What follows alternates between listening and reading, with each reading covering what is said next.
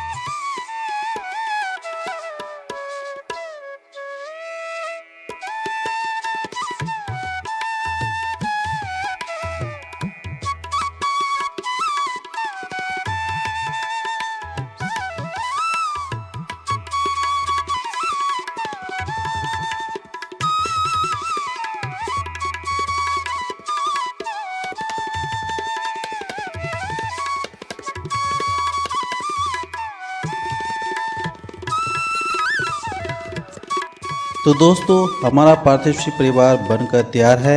अगर आपको यह मूर्ति अच्छी लगी हो तो लाइक ज़रूर करें और कमेंट में लिखें हर हर महादेव। ऐसे ही और वीडियो के लिए हमारे चैनल को सब्सक्राइब करना मत भूलिए। मिलते हैं नेक्स्ट वीडियो में इसी तरह के आर्ट के लिए। धन्यवाद।